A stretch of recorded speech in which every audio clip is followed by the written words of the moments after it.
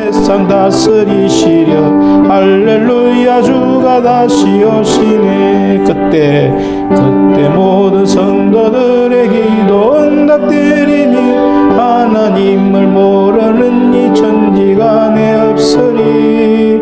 모든 질병 근심 고통 눈물 얻게 하시려 우리 주님 세상 다시 오시네. 우리 주님 세상 다시 오시네. 할렐루야 주님 다시 오시네. 악한 마귀 결박하고 세상 다스리시려 할렐루야 주가 다시 오시네. 주의 구속함을 얻는 천만 성도 일제히 거룩한 산 시온성의 기쁨으로 모이리. 화평함과 인내로서 세상 다스리시려 우리 주님 세상 다시 오시네.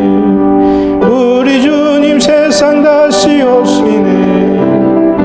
할렐루야 주님 다시 오시네. 악한 마귀 결박하고 세상 다스리시려 할렐루야 주가 다시 오시네. 우리 주의 평화로운 천년 왕국에 이를 때 그곳에는 세와 고통 사망 없어지겠네. 천만 성도 간절하게 주를 고대하도다. 우리 주님 세상 다시 오시네. 우리 주님 세상 다시 오시네. 할렐루야 주님 다시 오시네. 악한 마귀 결박하고 세상 다스리시네. 할렐루야 주가 다시 오시네. 아멘. 영상을 1분 동안 시청하시겠습니다.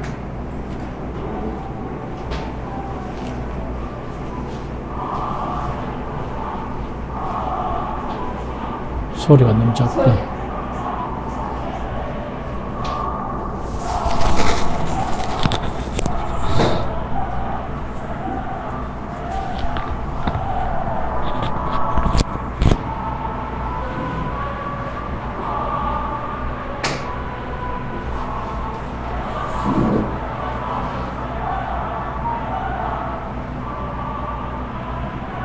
할렐루야 합창인데 많이 보고 들으시겠죠?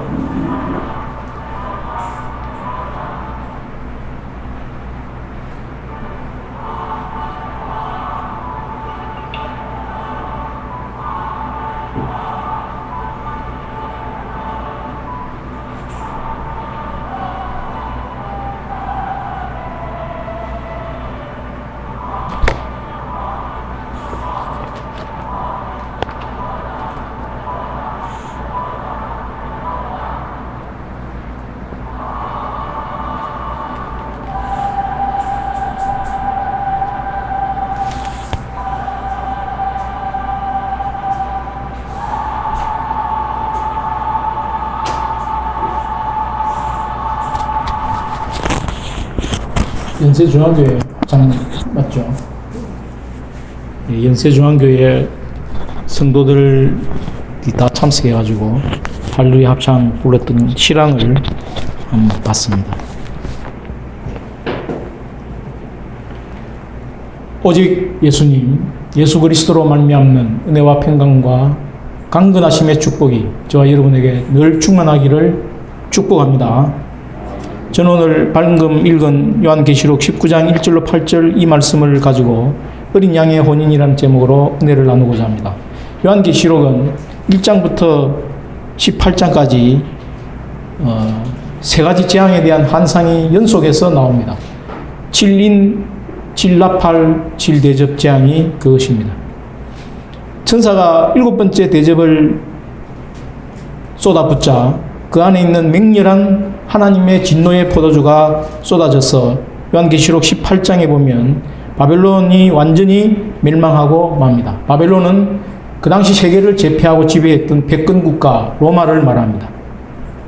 하나님을 대적하는 거대한 도시 문화와 그 세력들이 바벨론으로 상징되고 그 바벨론은 오늘날도 우리를 지배하려고 하는 세상 패권들이 모두 그 바벨론으로 규정되어질 수 있습니다.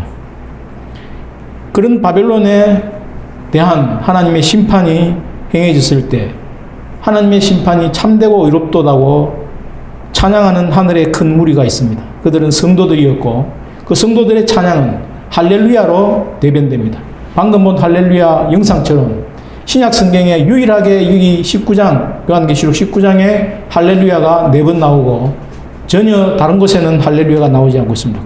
구약에는 시편에 할렐루야가 나오는데 시편의 할렐루야가 신약에 요한계시록 19장에 할렐루야가 오늘 보면 1절, 3절, 4절, 6절에 할렐루야가 4번 기록되고 있습니다. 할렐루야라는 단어는 할렐루 플러스 야라는 단어인데 할렐루는 찬양하라. 야는 야훼를 줄임말인데 야훼 하나님을 찬양하라는 뜻이 할렐루야인데 히브리어음으로 발현되는 할렐루야를 그대로 음력해서 적어놓은 단어가 할렐루야입니다. 이 바벨론이 심판을 받고 무너졌을 때 세상 사람들은 무서워서 벌벌 떨고 애통하고 울었습니다. 19장, 요한계시록 19장으로부터 요한계시록 22장까지가 끝인데 바벨론이 멸망당하고 난 후에 하나님의 구속 역사가, 하나님의 인류 구속 역사가 어떻게 앞으로 전개되어져 갈 것인지를 말씀해주는 성경이 요한계시록 19장 이후부터 20장, 21장, 22장입니다. 2017년도 사순절 40일 그리고 부활 후 10일 해서 기도 모임을 한 적이 있었는데 그때 요한계시록 1장부터 18장까지를 전했던 적이 있습니다. 그 뒤를 이어서 오늘 19장 말씀을 통해서 세상을 이기는 최후 승리에 대한 믿음을 가지고 세상에서 주눅들지 않고 세상에서 주시는 여러 가지 미션을 감당해내면서 하나님 앞에서 믿음으로 살아내고 승리하는 저와 여러분이 말씀을 통해서 되어질 수 있기를 축원합니다. 종말에 과연 교회는 우리 성도들은 어떤 믿음과 소망을 가지고 살아야 될 것인지 하나님께서 저희 각자에게 성령으로 말씀해 주시기를 축복합니다. 요한계시록 19장 1절을 보십시오. 이 일 후에 내가 들으니 하늘에 흐단 무리의 큰 음성 같은 것이 있어 이르되 이미 요한계시록 18장에 보면 8절로 9절 10절에 보면 큰 음녀 큰 성 바벨론이 하루아침에 무너지고 불타고 사라졌습니다. 그것을 보고 왕들과 무역하는 사람들과 사업가들이 다 무서워하며 멀리 서서 11절에 보면 울고 애통하며 서 있습니다. 그러나 바벨론 멸망을 슬퍼하는 사람도 있었지만 바벨론 멸망을 오히려 기뻐하는 하나님을 찬양하는 무리들이 있습니다. 18장 20절을 보십시오. 하늘과 성도들과 사도들과 선지자들아 그로 말미암아 즐거워하라. 하나님이 너희를 위하여 그에게 심판을 행하셨음이라 하더라. 계시록 19장 1절을 보십시오. 이 일 후에 내가 들으니 하늘의 흐단 무리 곧 조금 전에 18장 20절에 나오던 그 무리들이 큰 음성으로 할렐루야 여호와를 찬양하라. 구원과 영광과 능력이 우리 하나님께 있도다. 이렇게 찬양하고 노래하고 즐거워하고 있습니다. 할렐루야 하나님을 찬양하라. 왜 하나님을 찬양해야 합니까? 하나님만이 우리의 구원자이시기 때문입니다. 전적으로 우리의 구원은 하나님께 달려 있습니다. 선배에게 달려 있는 것도 아니고 고참에게 달려 있는 것도 아니고 상사, 선배, 직원에게 달려 있는 것도 아닙니다. 우리의 구원은 유일한 구원자 하나님께 달려 있습니다. 구원과 영광과 능력이 우리 하나님께 있도다. 나의 구원, 나의 영광, 나의 능력이 우리 하나님께 있는 줄로 믿으시기를 바랍니다. 세상에 그 어떤 고참이나 선배나 상사가 우리의 구원을 좌우지하는 것이 아닙니다. 모든 원수를 멸하실 수 있는 능력은 오직 하나님께 있고 모든 악의 세력을 심판하시고 구원해 주시는 하나님은 전능하신 하나님인데 그 하나님께서 심판하신 것은 2절을 보십시오. 그의 심판은 참되고 의로운지라. 하나님의 심판은 참되고 의로우십니다. 음행으로 땅을 더럽게 한 큰 음녀를 심판하사 자기 종들의 피를 그 음녀의 손에 갚으셨도다. 바벨론을 심판하시는 하나님은 참되고 의로우신 분입니다. 왜냐하면 하나님께서는 모든 피조물의 행위를 아시고 그 행위를 하는 마음의 동기까지 알고 계시기 때문에 하나님의 심판은 공의롭고 참된 줄로 믿습니다. 3절을 보십시오. 두 번째로 할렐루야 하니 그 연기가 세세토록 올라가더라. 바벨론의 멸망이 순간적으로 시간이 한정되어 있는 것으로 끝나는 것이 아니라 영원토록 바벨론에 대한 심판은 지속된다고 말씀하시는 것입니다. 낮에나 밤에나 꺼지지 아니하고 그 연기가 끊임없이 떠오를 것이며 세세에 항무하여 그리로 지날 자가 영원히 없겠고 우리를 핍박하고 박해하는 세력들이 영원한 것 같지만 언젠가는 끝이 있고 거기에 대한 하나님의 심판은 영원토록 지속됩니다. 할렐루야 여호와를 찬양할 수 있기를 축원합니다. 찬양을 해야 되는 근거가 무엇입니까? 음녀가 음행으로 땅을 더럽게 했기 때문입니다. 또 자기 종들의 피를 그 음녀의 손에 하나님께서 갚으시기 때문에 우리는 찬양할 수 있는 이유가 있고 근거가 됩니다. 음행으로 땅을 더럽게 한 음녀의 행위는 세상 사람들로 하여금 죄를 짓게 하는 것이고 또 순교의 피를 흘린 많은 성도들의 원수를 갚으시는 하나님이기 때문에 우리는 하나님을 찬양해야 할 이유가 있고 근거가 있는 줄로 믿습니다. 신명기 32장 43절에 너희 열방은 주의 백성과 즐거워하라. 주께서 그 종들의 피를 갚으사 그 대적에게 보수하시고 자기 땅과 백성을 위하여 속죄하시리라. 어린 양의 혼인은 먼저 하나님의 심판을 할렐루야로 찬양하고 노래할 것을 말하고 있습니다. 조금 전에 영상을 봤던 할렐루야 찬양 핸델이 작사 작곡했습니다. 핸델은 독일 사람인데 영국 런던에서 살다가 영국 웨스트민스터 사원에 묻혔습니다. 46곡이나 되는 오페라를 작곡했는데 오케스트라부터 바이올린, 올간까지 여러 분야에 걸쳐서 작품을 남겼는데 핸델의 이 메시아 전곡을 53번까지 있는데 전곡을 들어보면 곡이 아주 할렐루야 코러스 나올 때처럼 굉장히 호탕하고 생동감이 넘치는 곡입니다. 독일 사람이었지만 개신교 독실한 신자로서 이 핸델의 대표적인 교회 음악이 메시아입니다. 저는 메시아를 1980년 성탄절에 처음 접했는데 그때 성탄절에 처음 접한 핸델의 메시아 곡은 정말 충격 그 자체였습니다. 이런 노래가 세상에 있는가? 처음으로 메시아를 접하고 나서 기독교 문화에 대해서 아주 심각한 도전을 받았습니다. 1741년 18세기죠. 1741년에 24일 동안 두문불출하고 53번까지 핸델이 메시아를 작곡을 했는데 1742년 그 다음 해에 더블린에서 처음으로 이 메시아라는 곡이 초연되었습니다. 가장 많이 공연되고 가장 높이 평가를 받는 곡이 이 메시아라는 곡입니다. 핸델이 죽기 바로 전날도 메시아를 공연했는데 그것을 지켜보았다고 합니다. 미국에서는 성탄절에 주로 공연되지만 핸델 당시에는 부활절에 아주 단골처럼 공연된 곡이 바로 핸델의 메시아 곡입니다. 이 할렐루야 핸델 메시아에 나온 할렐루야 곡 근거가 전부 요한계시록 19장 말씀에서 따온 것입니다. 전능하신 주 하나님이 다스리시네.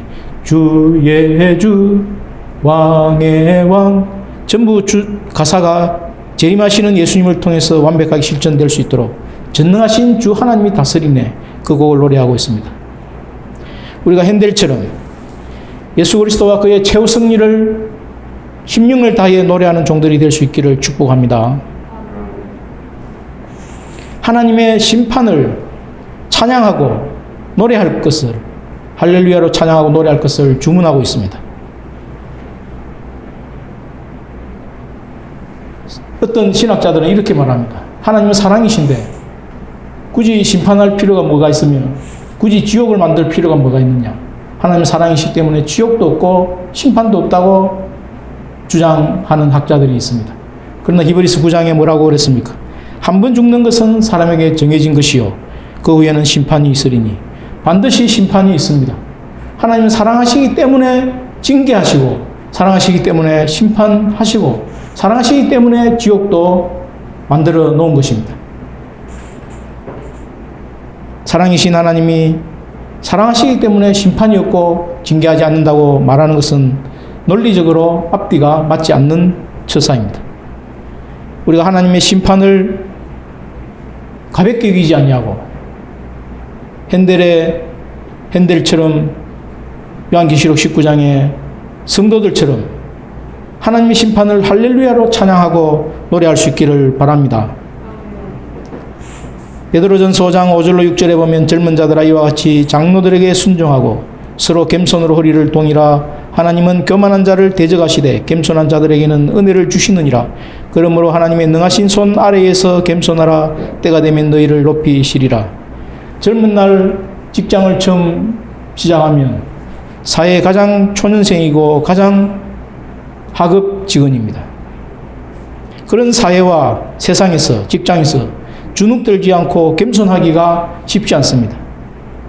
그런데 베드로 사도가 뭐라고 이야기했습니까? 하나님의 능하신 손 아래에서 겸손하라.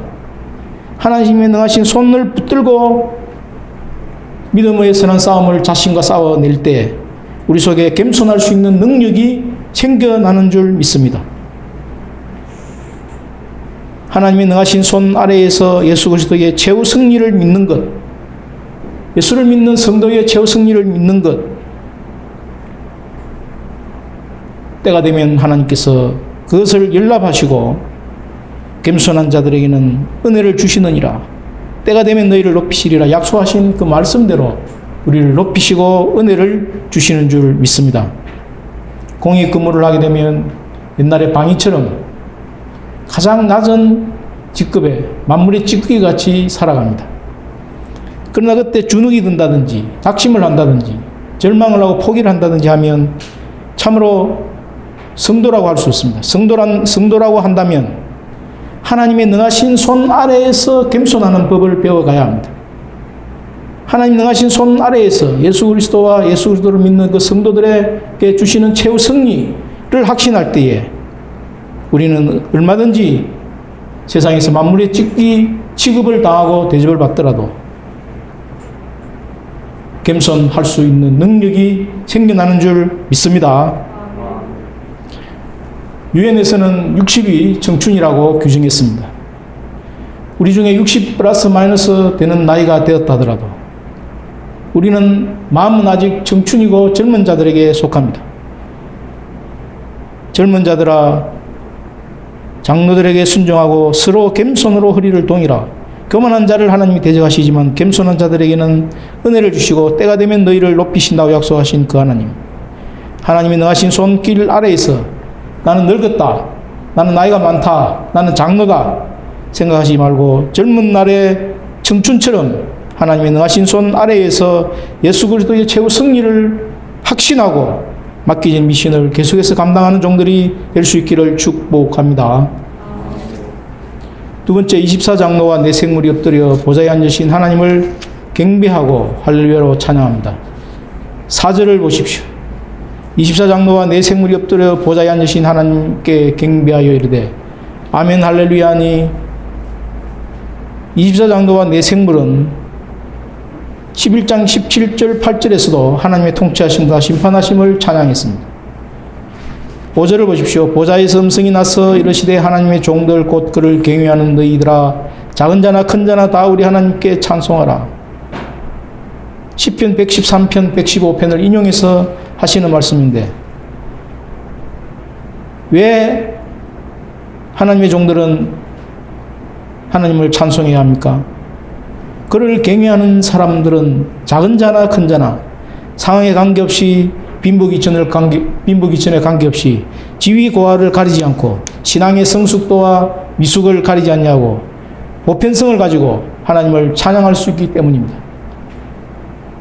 이 하나님은 우리를 신부로 삼으시고 아내로 삼으시고자 하시기 때문에 우리는 마땅히 이 하나님을 찬송할 수 있는 줄로 믿습니다. 찬송해야 할 줄로 믿습니다.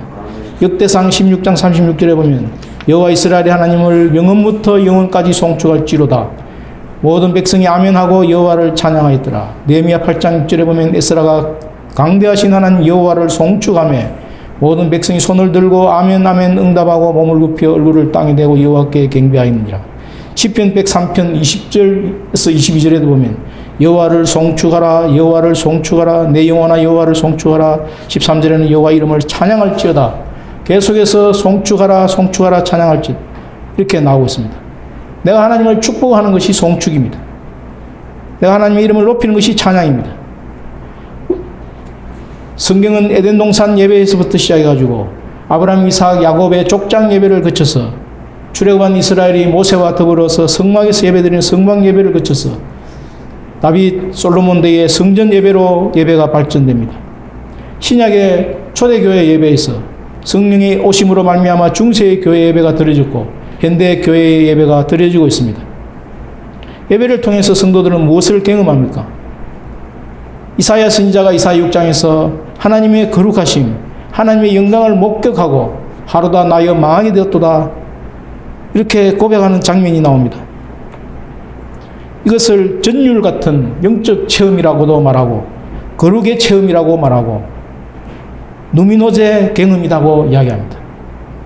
누미노제 경험은 하나님의 거룩하심, 하나님의 영광 앞에 내가 섰을 때 그 하나님 앞에 나는 겸손할 수밖에 없는 피조물에 불과하고 하나님 앞에서 겸손한 한 점 뒷걸 같은 이런 나를 찾아오시는 하나님께서 주시는 궁극적인 나에 대한 가치, 나의 존귀함을 발견하고 이사야가 뭐라고 부르짖습니까? 하나님께서 이사야에게 보라 이것이 내 입에 닿았으니 내 악이 자해졌고 내 죄가 사하여졌느니라. 내가 또 주의 목소리를 들으니 주께서 이르시되 내가 누구를 보내며 누가 우리를 위하여 갈고 하시니 그때 내가 이르되 이사야가 말합니다. 내가 여기 있나이다. 나를 보내소서. 이것을 독일 신학자 루돌프 오토라는 사람이 누미노제의 경험이고 누미노제의 체험이라고 이야기했는데 누미노제라는 말은 어렵지만 하나님의 영광을 목격하고 하나님의 살아계심을 목격하고 하나님의 거룩함을 목격한 그 전율 같은 영적인 체험, 거룩의 체험을 말합니다. 우리는 에덴 동산 예배로부터 오늘날 교회의 현대 예배에 이르기까지 그 예배를 통해서 하나님의 거룩을 만나고 하나님의 영광을 만나게 되는 것입니다. 그 누미노제의 체험을 통해서 우리는 비로소 아멘 할렐루야 하나님을 찬양할 수 있는 줄로 믿습니다. 우리가 예배하는 가운데 하나님의 거룩함을 체험하고 하나님의 영광을 체험하는 누미노제의 경외심, 누미노제의 체험을 소유할 수 있기를 축복합니다. 이사야와 같은 그런 거룩의 경험을 할 수 있기를 축복합니다. 천국의 전화번호가 무엇인지 아십니까? 천국 전화번호가 66국에 3927입니다. 구약이 39, 신약이 27, 합하면 66이죠. 66국에 3927이 천국의 전화번호입니다. 그렇다면 지옥의 전화번호는 무엇인지 아십니까? 지옥의 전화번호. 수학경시대에서 부산대회에서 2등한 우리 우정수 형제. 지옥의 전화번호가 몇 번인지 알아요? 11국에 1111이라고 합니다. 무슨 뜻이냐면 지옥은 처음부터 끝까지 자기가 최고고 자기가 우주와 세계의 중심이 되어 있기 때문에 지옥 가는 전화번호는 11국에 에이스 포카드 14개. 천국의 전화번호는 66국에 3927. 조금 납득이 됩니까? 태국 아시죠? 동남아시아에 있는 태국의 복음화 비율이 0.3%라고 합니다. 선교사님들이 아무리 힘쓰고 애를 써도 날씨가 더워서 태국 사람들의 마음이 해하게 풀려있고 몸도 풀려있고, 두 번째는 태국은 외부로부터 침입을 받은 적이 없기 때문에 굉장히 자존심이 강한 민족성을 가지고 있다고 합니다. 그래서 복음을 전해도 사람들이 열정도 없고 간절함도 없기 때문에 복음을 잘 받아들이지를 못한다고 합니다. 신앙인들에게는 하나님의 심판이 있고 하나님의 거룩하심과 하나님의 영광을 체험하고자 하는 간절함이 있을 때 비로소 믿음이 심겨지기 시작하는데 열정도 간절함도 없어서 태국 사람들은 맹숭맹숭하다 보니까 복음화율이 0.3%밖에 되지 않는다고 합니다. 8년 전 일간신문에 서울을 전 세계 대중문화의 엔진이라고 표현한 기사가 났었습니다. 그래서 8년 전에 그랬으니까 지금은 전 세계적으로 얼마나 서울이 뉴욕이나 파리처럼 문화적인 영향력을 발휘하고 있겠습니까? 코로나 이후에 한국 위상이 더 높아져서 최근에 카타르에서 LNG 운반선을 100척을 수주를 했습니다. 총 116척을 수주할 예정이었는데 16척을 중국에 뺏기고 나머지 100척을 한국조선의 삼성, 대우, 현대중공업 3사가 고루고루 나누어서 수주를 했다고 이야기합니다. 총 가격이 23조 원. 23조 원이면 앞으로 한국 조선중공업이 먹고 살 수 있는 10년 동안의 먹거리고 일거리라고 합니다. 그 배우 비하인드 스토리를 들어보니까 카타르에 코로나가 창궐했는데 카타르가 긴급 구호 요청을 했습니다. 그래서 한국이 여러 가지로 빠듯하고 없는 살림에 50만 명 분량의 진단 키트와 방호물품을 급하게 카타르에 지원을 했습니다. 그래서 100척을 이번에 수주했는데 카타르로부터 100척의 LNG 운반선을 수주한 것을 한국 외교의 승리라고 이야기합니다.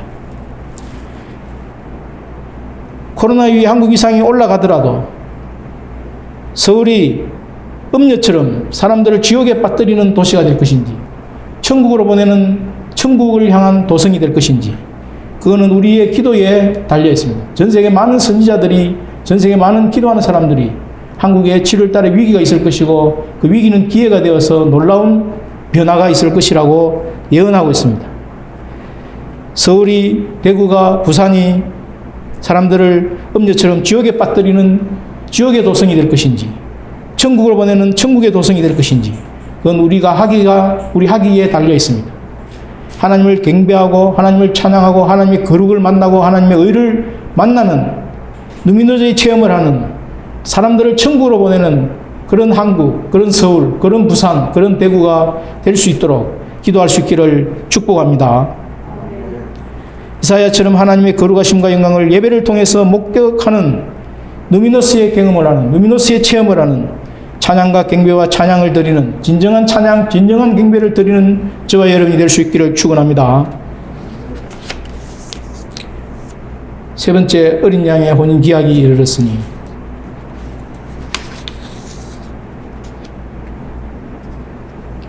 19장 6절을 보십시오. 흑한 무리의 음성과도 같고 많은 물소리와도 같고 큰 우레 소리와도 같은 소리로 하나님을 찬양합니다. 사도 요한이 헬라어로 호스라는 단어를 써서 물소리 호스, 큰 우레소리 호스, 무리의 음성과도 호스 이렇게 표현하고 있습니다. 영어 성경에는 라이크나 에즈로 표현하고 있습니다. 하나님의 통치하심을 찬양합니다. 허다한 무리의 음성, 많은 물소리와도 같은 음성, 큰 우레소리와도 같은 웅장하고 장대한 소리로 무엇을 이야기합니까? 또 내가 들으니 허다한 무리의 음성과도 같고 많은 물소리와도 같고 큰 우레소리와도 같은 소리로 이르되 할렐루야 주 우리 하나님 곧 전능하신 이가 통치하시도다. 주 우리 하나님 전능하신 이가 통치하신다는 이 말은 찬양의 내용입니다. 찬송가 가사입니다. 바벨론이 무너지고 동시에 전능하신 하나님의 통치가 이 땅에 실현된 상태를 노래하고 있는 것입니다. 하나님께서 만유의 주권을 완전히 회복하신 것을 노래하고 있습니다. 당시에 로마를 통치하던 황제가 도미시안 황제인데 그 도미시안 황제가 자신을 일컬어서 우리 주 하나님이라고 이야기했습니다.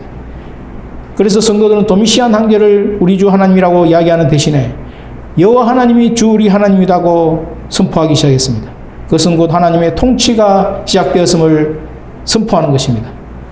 그래서 19장 7절을 보십시오. 우리가 즐거워하고 크게 기뻐하며, 즐거워하고 크게 기뻐하는 단어는 신약 성경에서 19장 7절 여기에 나오고 마태복음 5장 12절에 이 단어가 나오고 있습니다. 마태복음 5장 12절에 기뻐하고 즐거워하라 하늘에서 너희의 상이 큼이라 너희 전에 있던 선지자들도 이같이 박해하였느니라. 핍박받는 그것을 오히려 상이 크다고 이야기하고 그것을 위해서 기뻐하고 즐거워하라고 이야기하고 있습니다.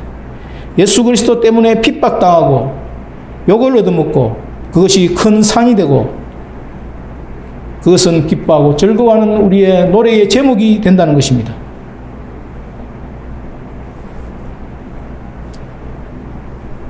무엇을 기뻐하고 즐거워합니까?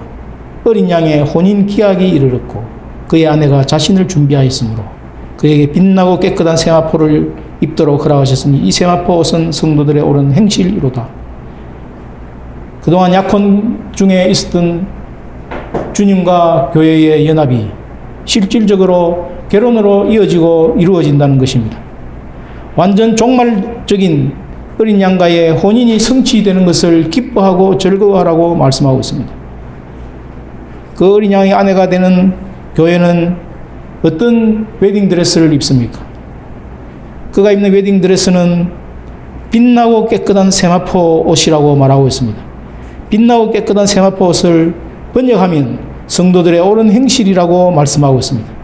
성도들의 옳은 행실은 자칫하면 옳은 행동들로 이해하기 쉬운데 NIV 성경에는 물론 행동이라고 이야기하고 있지만 킹제임스 성경에는 성도의 의라고 표현하고 있습니다. 즉 예수님의 구속 사역을 주관적으로 내면적으로 고백하는 내 속에 징의가 이루어지는 그 사건을 바로 성도들의 옳은 행실이라고 말하고 있습니다. 수많은 박해와 어려움을 견디면서 예수님을 배반하지 않고 예수님에 대한 믿음을 포기하지 않고 예수님에 대한 믿음을 배신하지 않고 믿음을 지킨 그 사실을 일컬어서 성도들의 옳은 행실이라고 이야기하고 The righteousness of saints, 성도들의 의라고 표현하고 있습니다. 성도들의 의로 인하여 혼인기약에 빛나고 깨끗한 웨딩드레스를 입고 드디어 예수 그리스도 어린 양의 신부가 되는 것입니다. 우리는 예수 그리스도의 신부인 줄로 믿습니다. 우리가 입는 세마포옷은 바로 우리가 입을 웨딩드레스입니다. 우리가 입을 예복입니다. 하나님께서 이 예복을 예수님 피에 씻어서 깨끗하고 빛나는 세마포로 만들어주시기를 축복합니다. 이사야 61장 10절에 보면 내가 여호와로 인하여 크게 기뻐하며 내 영혼이 나의 하나님으로 인하여 즐거워하리니 이는 그가 구원의 옷으로 내게 입히시며 의의 겉옷으로 내게 더하심이 신랑이 사모를 쓰며 신부가 자기 보물로 단장함 같게 하셨음이라. 계시록 7장 14절에 내가 가로되 내 주여 당신이 알리다니 그가 나더러 이르되 이는 큰 환난에서 나오는 자들인데 어린 양의 피에 그 옷을 씻어 희게 하였느니라. 우리가 입을 웨딩드레스 착하고 빛나고 깨끗한 세마포인데 그 빛나고 깨끗한 세마포는 어린 양 예수 그리스도의 피에 그 옷을 적셔서 희게 한 것을 말합니다. 요한계시록 19장부터는 성경 전체의 결론이 내려지게 됩니다. 창세기 1장으로부터 시작된 성경의 전체의 결론이 무엇입니까? 신실한 성도들 참 교회의 궁극적인 소망은 예수 그리스도의 재림이요 예수 그리스도의 재림하셔서 행하실 심판입니다. 다시 오시는 예수님이 하실 심판은 철저하게 분리되어지는 역사가 일어납니다. 알곡과 가라지가 분리되는 것처럼